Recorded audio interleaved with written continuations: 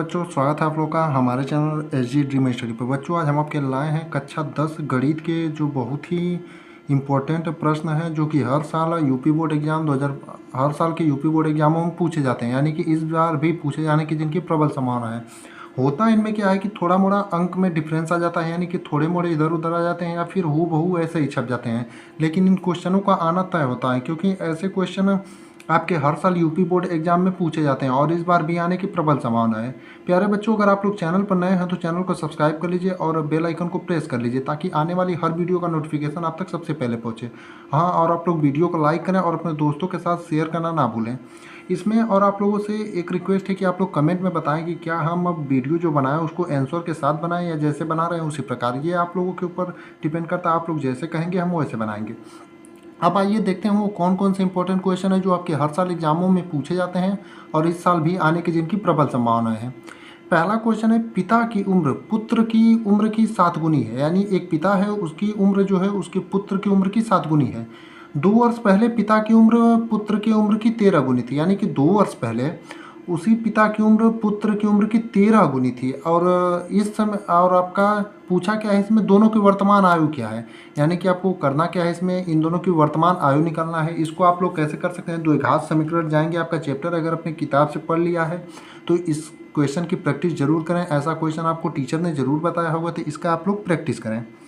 दूसरा क्वेश्चन है, एक नाव जो एक पुल की ओर आ रही है, यानी कि एक नाव है जो एक पुल की ओर आ रही है। किसी क्षण पुल का उन्नयन कोण 30 डिग्री देखा गया है, यानी किसी क्षण पर जो पुल का उन्नयन कोण है वो 30 डिग्री देखा गया और नाव के उसी चाल से 4 मिनट चलने के पश्चात, यानी नाव जो है उसी चाल से चल रही है तो 4 मिनट चलने के पश्चात जो आपका है पुल का उन्नयन कोण 60 डिग्री हो गया। यानी कि 4 मिनट जब नाव उसी चाल से चल जाती है तो जो पुल का उन्नयन कोण है वो 30 डिग्री से आपका कितना हो जाता है, 60 डिग्री हो जाता है। तो नाव को पुल तक पहुंचने में कितना समय लगेगा, यानी कि जब एंगल एक नाव जो एक पुल की ओर आ रही थी, किसी क्षण पुल का उन्नयन कोण जो था 30 डिग्री था, लेकिन जब नाव उसी चाल से 4 मिनट चल जाती है तो चलने के बाद पुल का उन्नयन जो कोण होता है 60 डिग्री हो जाता है। नाव को पुल तक पहुंचने में कितना समय लगेगा, ये क्वेश्चन आपसे पूछा था। इसमें भी थोड़ा मोड़ा डिफरेंस आ सकता है लेकिन क्वेश्चन इसी बेस पर आपके बनेंगे ही बनेंगे, फिक्स है एकदम। अगला है, भूमि पर स्थित बिंदु यक्ष से ऊर्ध्वाधर टावर PQ के शीर्ष Q का उन्नयन कोण 60 डिग्री है।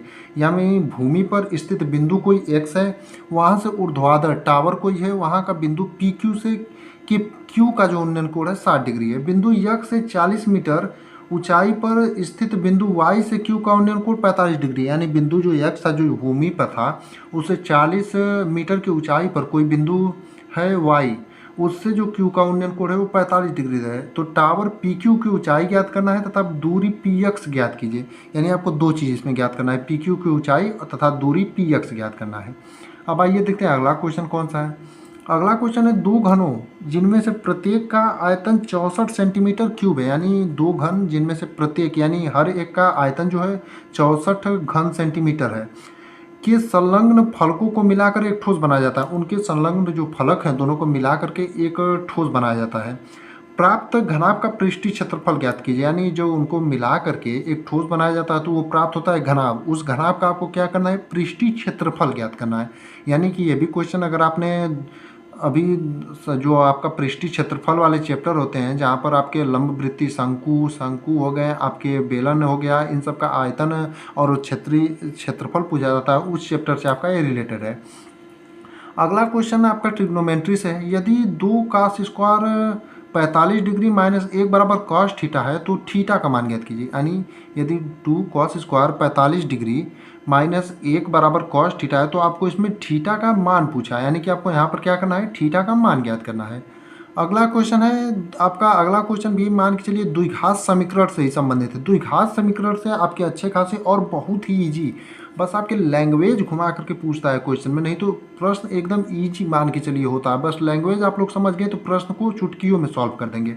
द्विघात समीकरण में होता क्या है, बस आपको प्रश्न का लैंग्वेज समझना रहता है।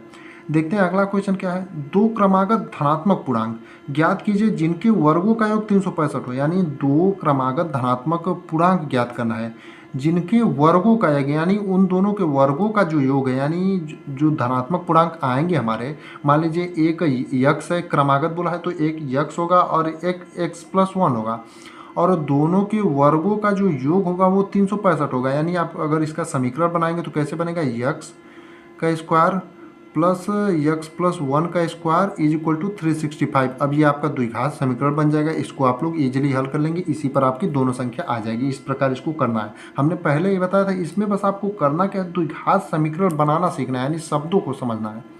अगला क्वेश्चन है, बिंदुओं ए कामा बी और माइनस ए कामा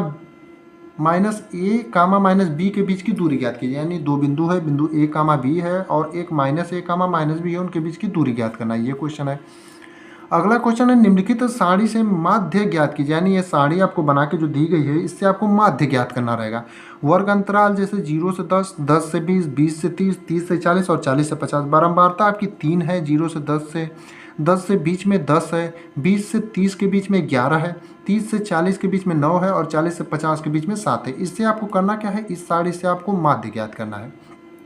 अगला क्वेश्चन निर्देशांक ज्यामिति से है। जिस प्रकार 7वां था उसी प्रकार 9वां क्वेश्चन भी निर्देशांक ज्यामिति से है। इसमें बिंदु यक्स कामा वाई कामा बिंदु 3 कामा 6 और 3 कामा 4 से समदूरस्थ हैं, तो यक्स का और वाई में संबंध ज्ञात कीजिए। यानी कोई बिंदु यक्स कामा वाई है, वो बिंदु 3 कामा 6 और 3 कामा 4 से समदूरस्थ यानी समान दूरी पर स्थित है, तो बिंदु यक्स कामा वाई में आपको संबंध ज्ञात करना है। ये 9 क्वेश्चन थे, ऐसे थे जो हमेशा आपके यूपी बोर्ड एग्जाम में पूछे गए हैं प्रीवियस ईयर में और इस साल भी।